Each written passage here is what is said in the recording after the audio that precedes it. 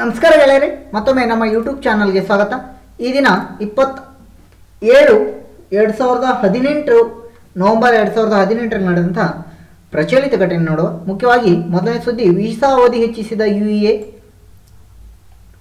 ದೇಶದ ಆರ್ಥಿಕತೆ ಮತ್ತು ರಿಯಲ್ ಎಸ್ಟೇಟ್ ಮಾರುಕಟ್ಟೆ ಉತ್ತೇಜನ ನೀಡುವ ದೃಷ್ಟಿಯಿಂದ ದೊಡ್ಡ ಮಟ್ಟದ ಹೂಡಿಕೆದಾರರು, ಹಿರಿಯ ವಿಜ್ಞಾನಿಗಳು ಮತ್ತು ಉದ್ಯಮಿಗಳ ದೀರ್ಘಕಾಲ ವೀಸಾ ನೀಡಲು ಸಂಯುಕ್ತ ಅರಬ್ ಒಕ್ಕೂಟ UAE ನಿರ್ಧರಿಸಿದೆ. ಇತ್ತೀಚೆಗೆ ಕಚ್ಚಾ ತೈಲ ಬೆಲೆ ಕುಸಿದ ಕಾರಣದ UAE ಆರ್ಥಿಕತೆ ಕುಸಿಯುತ್ತಿದೆ. ಇದಕ್ಕೆ ಕಡಿವಾಣ ಹಾಕುವ ನಿಟ್ಟಿನಲ್ಲಿ ದೇಶದ ಆಡಳಿತ ಕ್ರಮವನ್ನು ಹೆಚ್ಚಿಸಲು UAE ಒಂದು ದೀರ್ಘಕಾಲದ ವೀಸಾವನ್ನು ನೀಡಲು ಇದು ನಿರ್ಧರಿಸಿದೆ. ನಂತರ ಸುದ್ದಿ, ಬ್ರಿಕ್ಸಿಟ್ಸ್ಗೆ ಸಮ್ಮತಿ. ಇದು ಮುಖ್ಯವಾಗಿ ನೀವು ನೆನ್ಪಿಟ್ಕೋಬೇಕು. ಬ್ರಿಕ್ಸಿಟ್ಸ್ ಅಂದರೆ ಏನು, ಇದರ ಉದ್ದೇಶವೇನು, ಯಾವ ದೇಶಗಳು ಇದರಲ್ಲಿದೆ ಅಂತ ತಿಳ್ಕೊಳ್ಳಿ. ಬ್ರಿಟನ್ ನಿರ್ಗಮನದ ಬ್ರಿಕ್ಸಿಟ್ಸ್ ಒಪ್ಪಂದಕ್ಕೆ 28 ಸದಸ್ಯ ರಾಷ್ಟ್ರಗಳು, ಐರೋಪ್ಯ ಒಕ್ಕೂಟ ನಾಯಕರು ಅನುಮೋದನೆ ನೀಡಿದ್ದಾರೆ. ತೀವ್ರ ವಿರೋಧ ನಡುವೆ ಬ್ರಿಕ್ಸಿಟ್ಸ್ ಒಪ್ಪಂದಕ್ಕೆ ಬ್ರಿಟನ್ ಸಂಸತ್ನ ಅನುಮೋದನೆ ಗಿಟ್ಟಿಸಲು ಪ್ರಧಾನಿ ತೆರೆಸಾ ಮೇ ಅಭಿಯಾನವನ್ನು ಆರಂಭಿಸಿದರು. ಹಾಗಾದರೆ ಬ್ರಿಕ್ಸಿಟ್ಸ್ ಎಂದರೇನು? ಬ್ರಿಕ್ಸಿಟ್ಸ್ ಐರೋಪ್ಯ ಒಕ್ಕೂಟದ ತೊರೆಯುವುದನ್ನು ಸಂಕ್ಷಿಪ್ತವಾಗಿ ಹೇಳುವುದೇ ಬ್ರಿಕ್ಸಿಟ್ಸ್ ಎಂಬ ಪದವನ್ನು ಬಳಸಲಾಗುತ್ತಿದೆ. ಬ್ರಿಟನ್ ಮತ್ತು ಎಕ್ಸಿಟ್ ಪದಗಳನ್ನು ಸೇರಿಸಿ ಬ್ರಿಕ್ಸಿಟ್ಸ್ ಎಂದು ಕರೆಯಲಾಗುತ್ತದೆ. ಇದು ಹುಟ್ಟುಹಾಕಿದೆ. ಈ ಹಿಂದೆ ಗ್ರಿಕ್ಸಿಟ್ಸ್ ಎಂಬ ಪದವನ್ನು ಟಂಕಿಸಲಾಗಿತ್ತು. ಗ್ರೀಕ್ ಒಕ್ಕೂಟ ತೊರೆಯುವುದಕ್ಕಾಗಿ ಜನಾಭಿಪ್ರಾಯ ಮುಂದಾದಾಗ ಈ ಪದವನ್ನು ಬಳಸಲಾಗಿತ್ತು. ಬ್ರಿಕ್ಸಿಟ್ಸ್ ಬ್ರಿಟನ್ ಹೊರಬರುವುದಕ್ಕೆ, ಗ್ರಿಕ್ಸಿಟ್ಸ್ ಗ್ರೀಕ್ ಹೊರಬರುವುದಕ್ಕೆ ಇದು ಮುಖ್ಯವಾಗಿ ಈ ಪದವನ್ನು ಉಪಯೋಗ ಮಾಡೋದು. ಹಾಗಾದರೆ ಈ ಐರೋಪ್ಯ ಒಕ್ಕೂಟ ಎಂದರೇನು ಅಂತ ನೀವು ತಿಳ್ಕೋಬೇಕು. ಐರೋಪ್ಯ ಒಕ್ಕೂಟವು ಯುರೋಪಿಯನ್ ಯೂನಿಯನ್ ಎಂದು ಕರೆಯಲಾಗುತ್ತದೆ. ಇದರಲ್ಲಿ 28 ರಾಷ್ಟ್ರಗಳು ಆರ್ಥಿಕ ಮತ್ತು ರಾಜಕೀಯವಾಗಿ ಸಹಭಾಗಿತ್ವವನ್ನು ಸಾಧಿಸುವುದೇ ಈ ಒಕ್ಕೂಟದಿದ್ದಾಗಿದೆ. ಇದೆಲ್ಲ ಆರಂಭವಾಗಿದ್ದು ಎರಡನೇ ಮಹಾಯುದ್ಧದ ಆರಂಭವಾದ ಸಮಯದಲ್ಲಿ. ಎಲ್ಲ ರಾಷ್ಟ್ರಗಳ ಒಂದುಗೂಡಿ ವ್ಯಾಪಾರ ನಡೆಸುವುದರಿಂದ ಪರಸ್ಪರ ಜಗಳವನ್ನು ನಿವಾರಿಸುವ ಕಲ್ಪನೆ ಐರೋಪ್ಯ ಒಕ್ಕೂಟದ ಹುಟ್ಟಿನಲ್ಲಿತ್ತು. ಒಕ್ಕೂಟಕ್ಕೆ ಒಂದೇ ಕರೆನ್ಸಿ ಇದ್ದು 19 ಸದಸ್ಯ ರಾಷ್ಟ್ರಗಳು ಆ ಕರೆನ್ಸಿಯನ್ನು ಬಳಸ್ತಿವೆ. ಈಗ 19 ರಾಷ್ಟ್ರಗಳು ಆ ಒಂದೇ ಕರೆನ್ಸಿಯನ್ನು ಹೊಂದಿರುವಂಥ ಒಂದು ಐರೋಪ್ಯ ಒಕ್ಕೂಟ ರಾಷ್ಟ್ರಗಳನ್ನು ಬ್ರಿಕ್ಸಿಟ್ಸ್ ಅಂದರೆ ಬ್ರಿಟನ್ ಹೊರಬರುವುದನ್ನು ಬ್ರಿಕ್ಸಿಟ್ಸ್ ಎನ್ನುತ್ತಾರೆ. ಮತ್ತು ಇದಕ್ಕೆ ಪ್ರಖ್ಯಾತ ಸಂಸತ್ತು ಕೂಡ ಇದೆ. ನಂತರ ಈ ದಿನ ಸುದ್ದಿಯಲ್ಲಿರುವಂಥ ವ್ಯಕ್ತಿ ನಾಹಿದ್ ಅಫ್ರೀನ್. ಅಸ್ಸಾಮಿನ ಜನಪ್ರಿಯ ಹಿನ್ನೆಲೆ ಗಾಯಕಿ ನಾಹಿದ್ ಅಫ್ರೀನ್ ಅವರು ಯುನಿಸೆಫ್ ಈಶಾನ್ಯ ಪ್ರದೇಶದ ಯೂತ್ ಅಡ್ವೊಕೇಟ್ ಆಗಿ ನೇಮಕವಾಗಿದ್ದಾರೆ. ಇವರು ಮಕ್ಕಳ ಹಕ್ಕುಗಳ ಬಗ್ಗೆ ಹೋರಾಟ ಮಾಡಲಿದ್ದಾರೆ. ನಹೀದ್ 2016ರಲ್ಲಿ ತೆರೆಕಂಡ ಸೋನಾಕ್ಷಿ ಸಿನ್ಹಾ ಅಭಿನಯದ ಬಾಲಿವುಡ್ ಚಿತ್ರದ ಅಕೀರಾದ ಮೂಲಕ ಚಲನಚಿತ್ರ ಹಿನ್ನೆಲೆಯಲ್ಲಿ ಸಂಗೀತ ಪಾದಾರ್ಪಣೆಯನ್ನು ಮಾಡಿದರು. ಈ ವರ್ಷದ ಅಸ್ಸಾಂ ರಾಜ್ಯದ ಚಲನಚಿತ್ರ ಪ್ರಶಸ್ತಿಗೆ ನಾಹಿದ್ ಅತ್ಯುತ್ತಮ ಹಿನ್ನೆಲೆ ಗಾಯಕಿ ಪ್ರಶಸ್ತಿಯನ್ನು ಭಾಜನರಾಗಿದ್ದಾರೆ. ಹಾಗಾದರೆ ಇಲ್ಲಿ ನೆನ್ಪಿಟ್ಕೊಳ್ಬೇಕಾದ ಅಂಶ ಎಂದರೆ ಅಸ್ಸಾಮಿನ ಜನಪ್ರಿಯ ಗಾಯಕಿ ನಾಹಿದ್ ಅಫ್ರೀನ್ ಯುನಿಸೆಫ್ನ ಈಶಾನ್ಯ ಪ್ರದೇಶದ ಯೂತ್ ಅಡ್ವೊಕೇಟ್ ಆಗಿ ನೇಮಕವಾಗಿದ್ದಾರೆ.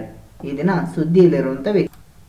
ನಂತರ ಸುದ್ದಿ, ಇದು 100ಕ್ಕೆ 100 ಮುಂದಿನ ಸ್ಪರ್ಧಾತ್ಮಕ ಪರೀಕ್ಷೆಯಲ್ಲಿ ಕೇಳ್ತಾರೆ.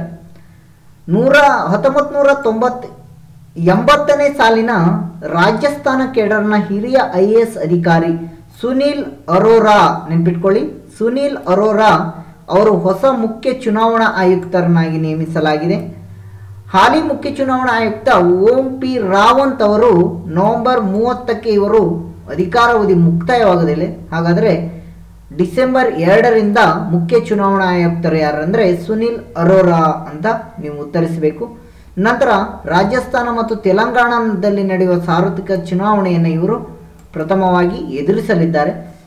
ಸುನೀಲ್ ಅರೋರಾ ಮುಖ್ಯ ಚುನಾವಣಾ ಆಯುಕ್ತರು. 2018ರ ಮುಖ್ಯ ಚುನಾವಣಾ ಆಯುಕ್ತರು ಕೊನೆಯ ಅವಧಿಯಲ್ಲಿ 2018ರ ಕೊನೆಯ ಅವಧಿಯಲ್ಲಿ ಸುನೀಲ್ ಅರೋರಾ. ಆದರೆ ನವೆಂಬರ್ 30 ಇನ್ನು 2 ದಿನಗಳು, 28, 30 ಇನ್ನು 3 ದಿನಗಳು ಓಂ ಪಿ ರಾವಂತ್ ಮುಖ್ಯ ಚುನಾವಣಾ ಆಯುಕ್ತರು. ನೀವು ಮುಂದೆ 3 ದಿನದಲ್ಲಿ ಯಾವುದೇ ಸ್ಪರ್ಧಾತ್ಮಕ ಪರೀಕ್ಷೆ ಇರುವುದಿಲ್ಲ, ಆದ್ದರಿಂದ ಸುನಿಲ್ ಅರೋರಾ ಮುಖ್ಯ ಚುನಾವಣಾ ಆಯುಕ್ತರೆಂದು ನೀವು ನೆನಪಿಟ್ಕೊಳ್ಬೇಕಾಗ್ತದೆ. ನಂತರ ಸುದ್ದಿ 29ರಂದು 31 ಉಪಗ್ರಹ ಉಡಾಯಿಸಲಿದೆ ಇಸ್ರೋ. ಭಾರತೀಯ ಬಾಹ್ಯಾಕಾಶ ಸಂಸ್ಥೆ ಇಸ್ರೋ ನವೆಂಬರ್ 29ರಂದು ದೇಶೀಯ ಭೂವೀಕ್ಷಣಾ ಉಪಗ್ರಹ ಹೈಸಿಸ್ ಸೇರಿದಂತೆ ದೇಶೀಯ ಭೂವೀಕ್ಷಣಾ ಉಪಗ್ರಹವಾದಂಥ ಹೈಸಿಸ್ ಇತ್ತೀಚೆಗೆ ಉಡಾವಣೆಯಾದ ದೇಶೀಯ ಭೂವೀಕ್ಷಣಾ ಉಪಗ್ರಹ ಎಂದು ಯಾವುದಂತ ಕೇಳಿದರೆ ಪ್ರಶ್ನೆಯನ್ನು ಹೈಸಿಸ್ ಅಂತ ಹೇಳಬೇಕು. ಒಟ್ಟು 31 ಉಪಗ್ರಹವನ್ನು ನಭೋಮಂಡಲಕ್ಕೆ ಇದು ಉಡಾವಣೆ ಮಾಡಲಿದೆ. ಅದು ನವೆಂಬರ್ 29 30 ಉಪಗ್ರಹವನ್ನು ಉಡಾವಣೆ ಮಾಡಲಿದೆ. ನಂತರ ಅಮೆರಿಕದ್ದು 23 ಉಪಗ್ರಹಗಳು ಮತ್ತು ದೇಶೀಯವಾಗಿ ಒಂದು ಭೂವೀಕ್ಷಣವನ್ನು ಸೇರಿ ಟೋಟಲ್ 30. ಅದು ಭೂವೀಕ್ಷಣ 31 ಉಪಗ್ರಹವು, ಅದರಲ್ಲಿ 23 ಅಮೆರಿಕದ್ದು. ಹಾಗಾದರೆ ಭಾರತೀಯ ಉಪಗ್ರಹ ಆಯಸ್ಸು 4 ವರ್ಷ ಎಂದು ಇಸ್ರೋ ಹೇಳಿದೆ. 17A ಸಿಂಧುತ್ವ ಕುರಿತು ಅರ್ಜಿ. ಕೇಂದ್ರ ಸುಪ್ರೀಂ ಕೋರ್ಟ್ಗೆ ನೋಟಿಸ್ ಅನ್ನು ನೀಡಿದೆ. ಭ್ರಷ್ಟಾಚಾರ ತಡೆ ಕಾಯ್ದೆಯ 17A ವಿಧಿಯು ಸಿಂಧುತ್ವ ಪ್ರಶ್ನಿಸಿ ಸಲ್ಲಿಕೆಯಾಗಿರುವ ಅರ್ಜಿಯಲ್ಲಿ ಈ ಸಂಬಂಧ ಪ್ರಕ್ರಿಯೆಯನ್ನು ಸುಪ್ರೀಂ ಕೋರ್ಟ್ ಕೇಂದ್ರ ಸರ್ಕಾರಕ್ಕೆ ನೋಟಿಸ್ ಅನ್ನು ಜಾರಿ ಮಾಡಿದೆ. ಹಾಗಾದರೆ ಇಲ್ಲಿ ನೆನಪಿಟ್ಕೊಳ್ಬೇಕಾದಂಥ ಅಂಶ 17A ಇದು ಈ ವಿಧಿ ಯಾವುದಕ್ಕೆ ಸಂಬಂಧಪಟ್ಟಿದೆ ಅಂತ ಆ ಅಂಶವನ್ನು ಮಾತ್ರ ನೀವು ನೆನಪಿಟ್ಕೊಳ್ಳಿ. ಇದು ಭ್ರಷ್ಟಾಚಾರ ಆರೋಪದ ಎದುರಿಸುತ್ತಿರುವ ಸರ್ಕಾರಿ ಅಧಿಕಾರಿಗಳ ವಿರುದ್ಧ ತನಿಖಾ ಸಂಸ್ಥೆಗಳು ವಿಚಾರಣೆ ಇಲ್ಲವೇ ತನಿಖೆ ನಡೆಸಲು ಅಗತ್ಯ ಪೂರ್ವಾನುಮತಿಯನ್ನು ಪಡೆಯುವುದರ ಕುರಿತು ಈ 17A ವಿಧಿ ಇದರ ಬಗ್ಗೆ ಹೇಳುತ್ತದೆ. 17ನೇ ವಿಧಿ ಅಸ್ಪೃಶ್ಯತೆಯನ್ನು ಹೇಳಿದರೆ 17A ವಿಧಿ ಸರ್ಕಾರಿ ಅಧಿಕಾರಿಯನ್ನ ಭ್ರಷ್ಟಾಚಾರಕ್ಕೆ ಒಳಗಾಗಿದ್ದರೆ ಅವನನ್ನು ತನಿಖೆ ಒಳಪಡಿಸಲು ಮೇಲಧಿಕಾರಿಯ ಪೂರ್ವಾನುಮತಿ, ಅವನ ಅರೆಸ್ಟ್ ಮಾಡಲು ಅಥವಾ ಕೆಲಸದಿಂದ ತೆಗೆದುಹಾಕಲು ಮೇಲಧಿಕಾರಿಯ ಪೂರ್ವಾನುಮತಿ ಇರಬೇಕೆಂದು ಇದು ತಿಳಿಸುತ್ತದೆ. ಇಲ್ಲಿ ನೀವು ಈ ವಿಧಿಯನ್ನು ಈ ಅಂಶದಲ್ಲಿ ನೆನಪಿಟ್ಕೊಳ್ಬೇಕಾಗ್ತದೆ. 370ನೇ ವಿಧಿಯ ಹೊಸ ಅರ್ಜಿ ವಜಾ ಮಾಡಲಾಗಿದೆ. ಜಮ್ಮು ಕಾಶ್ಮೀರ ವಿಶೇಷ ಸ್ವಾಯತ್ತತೆ ನೀಡುವ ಸಂವಿಧಾನದ 370ನೇ ವಿಧಿ ಪ್ರಶ್ನೆ ಸಲ್ಲಿಕೆಯಾಗಿದ್ದ ಹೊಸ ಅರ್ಜಿಯನ್ನು ವಜಾ ಮಾಡಲಾಗಿದೆ. ಹಾಗಾದರೆ 370ನೇ ವಿಧಿ ಇದು ಜಮ್ಮು ಮತ್ತು ಕಾಶ್ಮೀರಕ್ಕೆ ವಿಶೇಷ ಸ್ವಾಯತ್ತತೆ ನೀಡುವಂತಹ ಒಂದು ಸಂವಿಧಾನವಾಗಿದೆ. 371 ಹೈದರಾಬಾದ್ ಕರ್ನಾಟಕ, ನಮ್ಮ ಕರ್ನಾಟಕಕ್ಕೆ ಸಂಬಂಧಪಟ್ಟಂತ ಒಂದು ವಿಧಿಯಾಗಿದೆ. 370ನೇ ವಿಧಿ ಇಲ್ಲಿ ಈ ವಿಷಯದಲ್ಲಿ ನೆನಪಿಟ್ಕೊಳ್ಬೇಕಾದದಿಷ್ಟೇ. ಜಮ್ಮು ಕಾಶ್ಮೀರ ವಿಶೇಷ ಸ್ವಾಯತ್ತತೆ ನೀಡುವ ಸಂವಿಧಾನದ 370ನೇ ವಿಧಿ ಎಂದು ನೀವು ನೆನಪಿಡಬೇಕು. ಇದು ಅರ್ಜಿ, ಇದೇನು ಸ್ಪರ್ಧಾತ್ಮಕ ಪರೀಕ್ಷೆಗೆ ಸಂಬಂಧಪಟ್ಟಿರಲ್ಲ. ಇದು 370ನೇ ವಿಧಿ ಜಮ್ಮು ಕಾಶ್ಮೀರದ ವಿಶೇಷ ಸ್ವಾಯತ್ತತೆ ನೀಡುವ ಸಂವಿಧಾನದ 370ನೇ ವಿಧಿ ಎಂದು ನೀವು ನೆನಪಿಟ್ಕೊಳ್ಳಿ. ಈ ದಿನ ಸುದ್ದಿಯಲ್ಲಿ ಇರುವಂಥ ವಿಚಾರದಲ್ಲಿ ಇದೊಂದಾಗಿದೆ. ಈ ವಿಧಿಯನ್ನು ನೀವು ನೆನಪಿಟ್ಕೊಳ್ಳಿ. ನಂತರ ಆದಾಯ ತೆರಿಗೆ 12ನೇ ತಿದ್ದುಪಡಿಯನ್ನು ಮಾಡಲಾಗಿದೆ. ಆದಾಯ ತೆರಿಗೆ 12ನೇ ತಿದ್ದುಪಡಿ 2018. ಇದರಲ್ಲಿ ತಿದ್ದುಪಡಿಯಲ್ಲಿ ಯಾವ್ಯಾವ ಅಂಶವನ್ನು ಇದನ್ನು ಹೇಳಿಕೆ ರೂಪದಲ್ಲಿ ಪ್ರಶ್ನೆಯನ್ನು ಕೇಳಬಹುದು. ಅದಕ್ಕಾಗಿ ನೀವು ನೆನಪಿಟ್ಕೊಳ್ಳಿ. 2008 ಡಿಸೆಂಬರ್ 5ರಂದು ಜಾರಿಯಾಗುವ ಪ್ಯಾನ್ ಕಾರ್ಡ್ ಹೊಸ ನಿಯಮಗಳು ಯಾವುದೇ ಸಂಸ್ಥೆ ಬಿಸ್ನೆಸ್ ನಡೆಸದಿರುವ ವೈಯಕ್ತಿಕ ತೆರಿಗೆ ಪಾವತಿದಾರರಿಗೆ ಇದು ಅನ್ವಯವಾಗುವುದಿಲ್ಲ. 2ನೇದು, ಕಂಪನಿ ಅಥವಾ ಸಂಸ್ಥೆ ವ್ಯವಸ್ಥಾಪಕ ನಿರ್ದೇಶಕ ಪಾಲುದಾರ ಟ್ರಸ್ಟಿ ಸ್ಥಾಪಕ ಸಿಇಒ ಪದಾಧಿಕಾರಿಗಳು ಪ್ಯಾನ್ ಕಾರ್ಡ್ ಹೊಂದಿರಬೇಕು. ನಂತರ ವಾರ್ಷಿಕ 5 ಲಕ್ಷ ರೂಪಾಯಿಗಿಂತ ಒಳಗೆ ವಹಿವಾಟು ಅಂದಾಜು ಹೊಂದಿದ್ದರು ಅಥವಾ ಕಂಪನಿ ಉದ್ದಿಮೆದಾರ ಘಟಕ ಪ್ಯಾನ್ ಕಾರ್ಡ್ ಹೊಂದಿರಬೇಕಾಗುತ್ತದೆ. ಒಂದು ವೇಳೆ ಪೋಷಕರು ಪೈಕಿ ತಂದೆಯಿಂದ ದೂರವಾಗಿರುವ ಹಾಗೂ ತಾಯಿ ಜೊತೆ ಇರುವ ಸಿಂಗಲ್ ಮದರ್ ಪ್ಯಾನ್ ಕಾರ್ಡ್ಗೆ ಅರ್ಜಿ ಸಲ್ಲಿಸುವ ಸಂದರ್ಭದಲ್ಲಿ ತಂದೆ ಹೆಸರು ಕಡ್ಡಾಯವಾಗಬೇಕಾಗಿಲ್ಲ.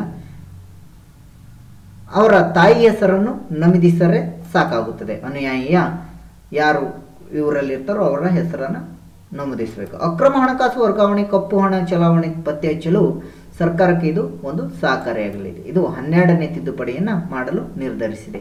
ನಮಸ್ಕಾರ ಗೆಳೆಯರೆ, ಇದು 27/11/2018 ಮುಖ್ಯವಾದಂಥ ವಿಚಾರಗಳು.